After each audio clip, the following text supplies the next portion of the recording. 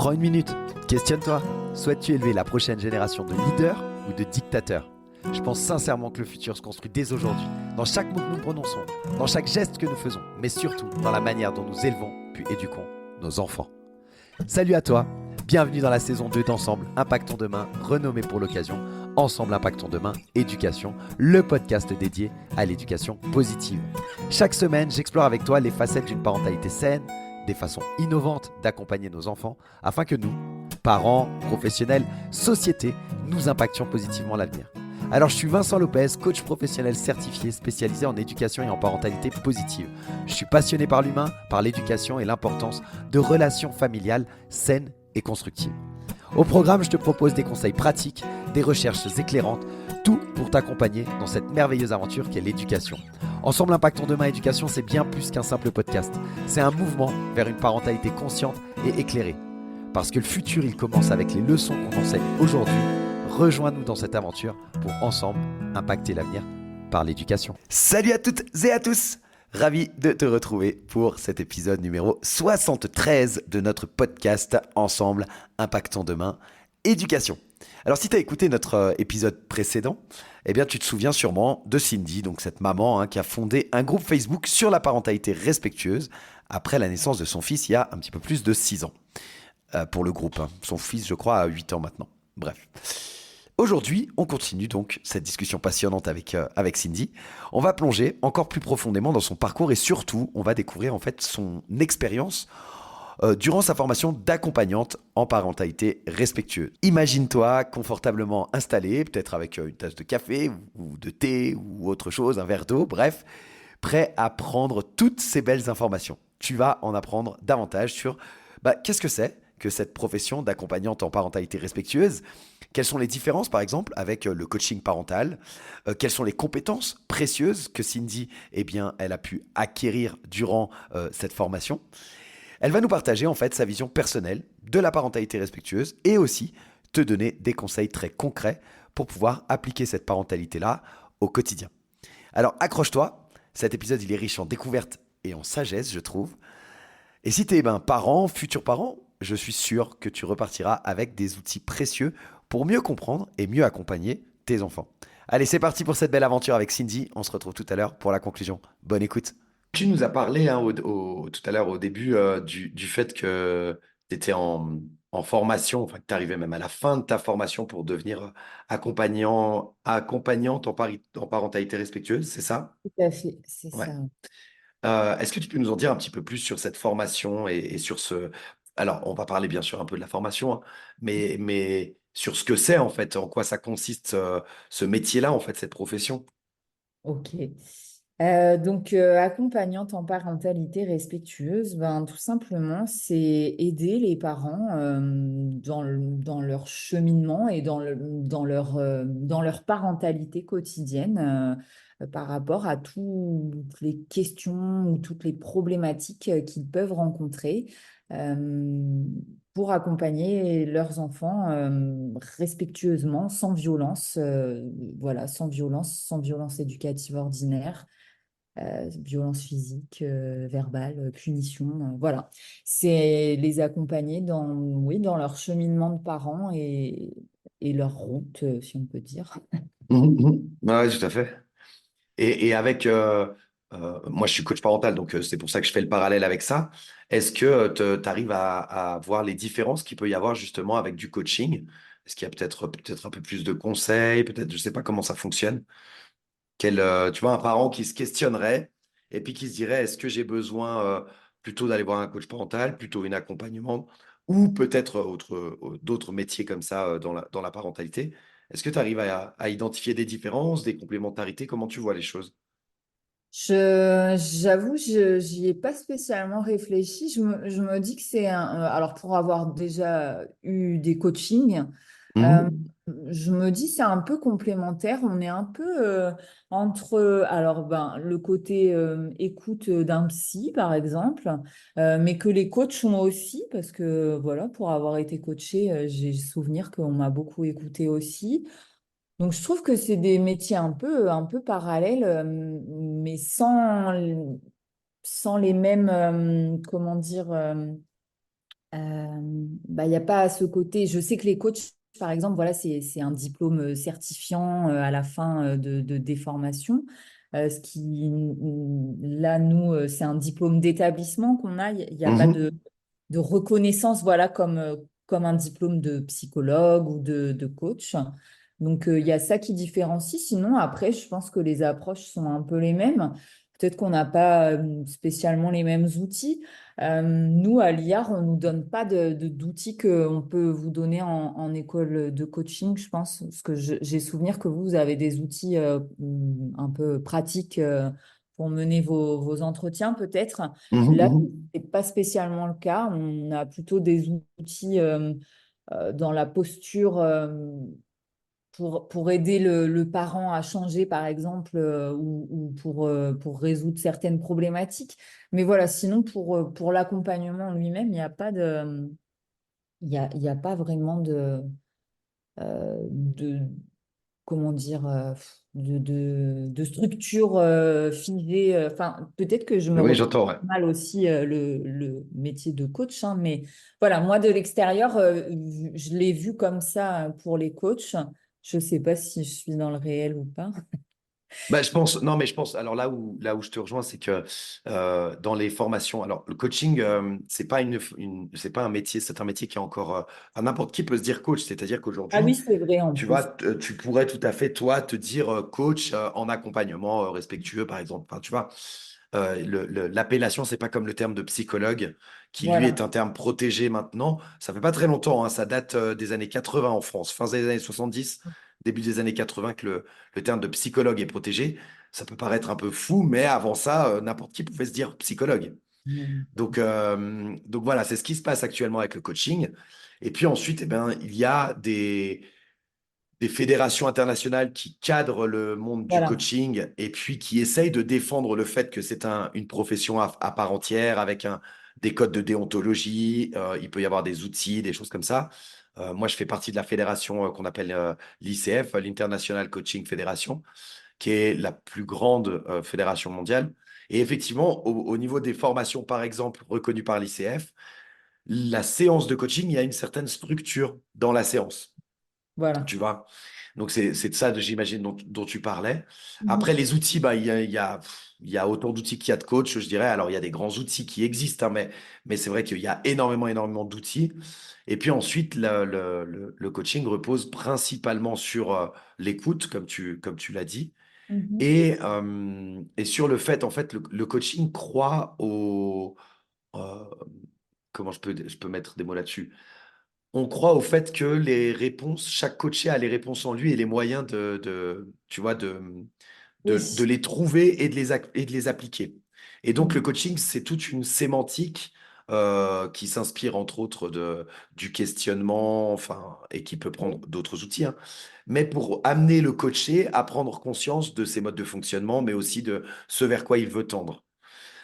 Et une des choses qui va différencier, par exemple, le coach du consultant, c'est que le conseil peut arriver dans le coaching. Dans certaines séances de coaching, tu peux avoir un peu de conseil, mais plus sous forme de suggestion.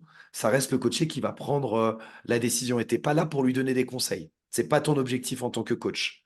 Et Oui. peut-être que, et c'est pour ça que je te posais la question, parce que je me disais que peut-être c'était une différence avec l'accompagnement respectueux dans lequel tu t'es formé, dans lequel on pourrait apporter peut-être plus euh, des suggestions de solutions en lien avec les connaissances de développement que tu as pu acquérir.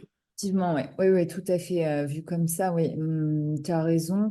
Et effectivement, et puis voilà, il y a aussi tout le côté où on a été formé sur le développement de l'enfant et toutes les problématiques liées bah, aux enfants. Donc ça différencie. Enfin, après, j'imagine qu'il y a des coachs parentales avec des formations peut-être similaires. Mais voilà, Mhm, mhm. Non, non, alors je crois que c'est une grosse différence justement, c'est que les formations en coaching, tu deviens coach. Et puis, tu obtiens une certification pour être ouais. coach.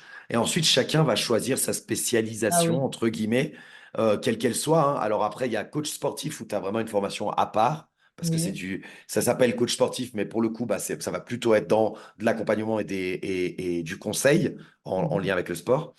Mais tous les autres coachs, ils ont une formation initiale de coach, puis ensuite ils choisissent un domaine qui peut être un domaine dans lequel ils ont excellé ou dans lequel ils ont eu une carrière au préalable, et puis bah, ils se spécialisent dans ce domaine-là. Ou alors, pas du tout, ils prennent un domaine parce que ils ont de l'affinité avec la population qu'ils ciblent. Mais D'accord. un des biais dans le coaching, c'est que lorsque l'on est expert dans un domaine, comme ça peut être le cas pour moi avec la parentalité, parce que j'ai bossé 20 ans en éducation, eh ben, c'est un challenge supplémentaire parce que dans le coaching, ton expertise, elle te sert peu en fait. C'est l'expertise du coach et non l'expertise du domaine qui te sert. Le Oui. développement de l'enfant, moi dans mes séances de coaching, bien sûr que ma connaissance du développement de l'enfant me sert et quand j'accompagne les parents, je peux m'appuyer sur ces données-là en leur donnant des informations sur, bah voilà, à cet âge-là, la problématique que vous rencontrez, c'est lié à ça, etc. Mais il va pas y avoir une transmission. Je me positionne pas en tant qu'expert, en fait. En coaching, on est dans ce qu'on appelle une position basse et c'est le coaché qui est plutôt en position haute, entre guillemets. Donc, ça peut être une grosse différence, je pense. Ouais, je sais pas trop, je t'avoue que je pense on se place pas non plus en mode on sait mieux qu'eux, enfin c'est eux qui savent mieux que nous, c'est leurs enfants, donc nous Mhm. on est là pour vraiment apporter une aide et des connaissances qu'on peut avoir que les parents n'auraient pas et un point de vue extérieur, donc je sais pas si ça Ouais, rejoint. ouais. Non, mais peut-être ça rejoint un peu hein, le coaching. C'est peut-être des métiers un peu comme ça. Moi, j'aime beaucoup le fait que vous soyez formé en développement de l'enfant, en fait, puis que vous alliez voir, tu vois, le fonctionnement, l'évolution et les différentes étapes du développement de l'enfant. Je trouve que c'est un vrai plus, quoi. Tout à fait. Et puis bah, après, évidemment, on est sensibilisé à voilà, une éducation sans violence et dans le respect de l'enfant. Voilà. Et ça, Ouais, c'est un des gros points, voilà, des gros points de cette po- formation comparée à positif. d'autres, hein. Voilà. Ouais, complètement. Est-ce que justement, tu arrives à nous partager peut-être les principales compétences ou connaissances que tu as acquises durant cette formation? Oui, ben, donc on est formé, donc effectivement, voilà, on parlait du développement de l'enfant, on est formé sur la partie périnatalité et ce qu'on va appeler le quatrième trimestre, après la grossesse, voilà. Sur les acquisitions au quotidien, donc l'alimentation, le sommeil, l'autonomie, la continence, voilà, tout ça.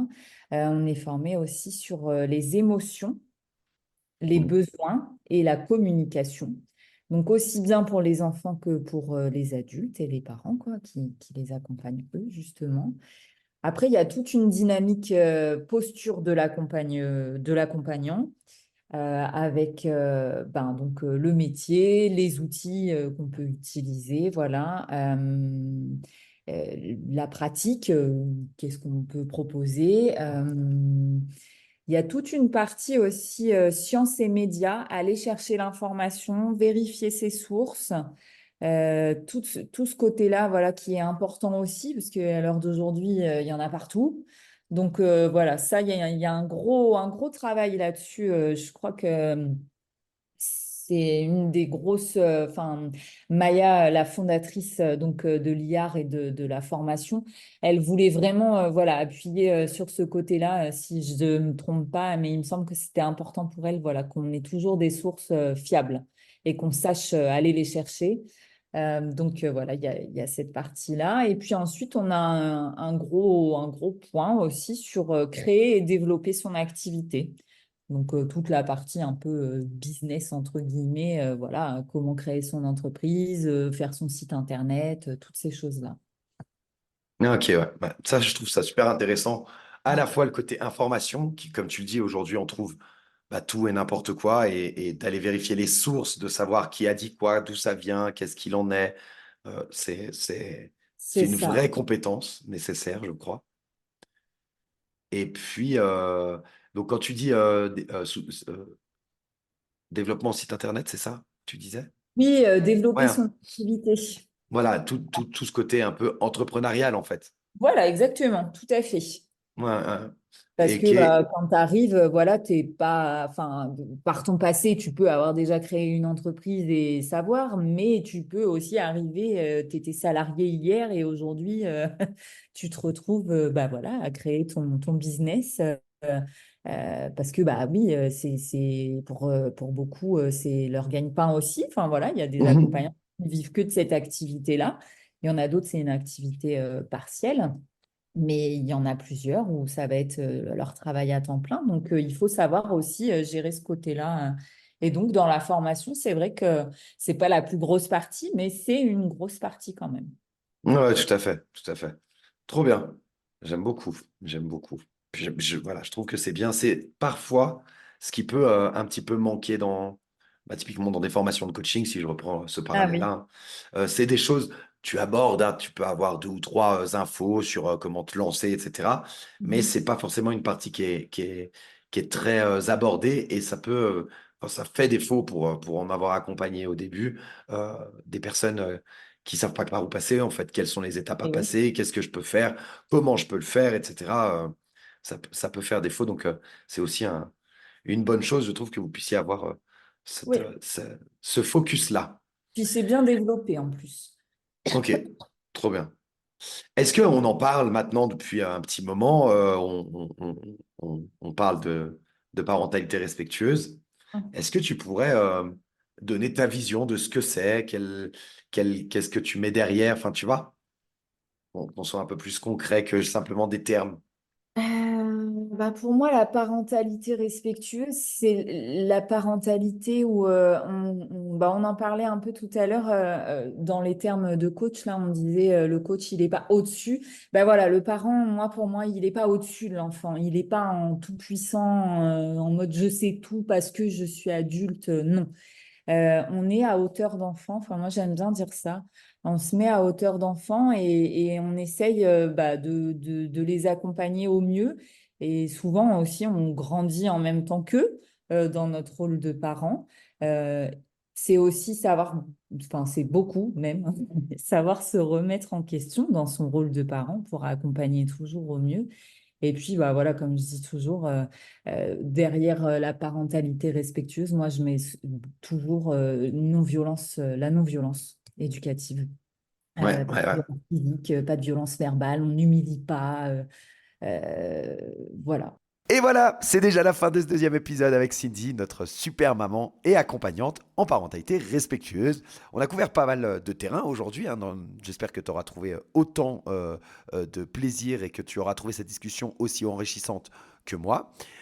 Pour résumer ce qu'on a vu ensemble, Cindy, elle nous a éclairé justement sur ce métier et ce rôle d'accompagnante en parentalité respectueuse. On a exploré notamment les 4 grandes différences entre ce métier et celui de coach parental.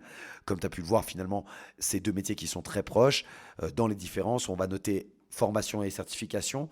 De manière générale, les coachs et donc les coachs parentaux, ils ont souvent des certifications qui sont reconnues, alors que les accompagnants en parentalité respectueuse, ils ont des diplômes d'établissement. Pour le moment, il n'y a pas vraiment de certification officielle pour ce métier-là.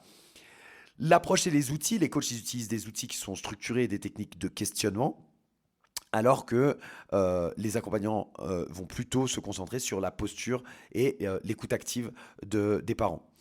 Ensuite, dans le rôle et le positionnement, les coachs ils se placent généralement en position basse, on l'a vu, laissant le parent en position haute. Les accompagnants, eux, ils vont également se placer en position basse, mais ils vont être plutôt à partager activement finalement leurs connaissances, leurs conseils. Ce que le coach ne fait pas normalement. Il peut partager un peu sa vision, mais il n'est pas là pour conseiller quoi, du tout.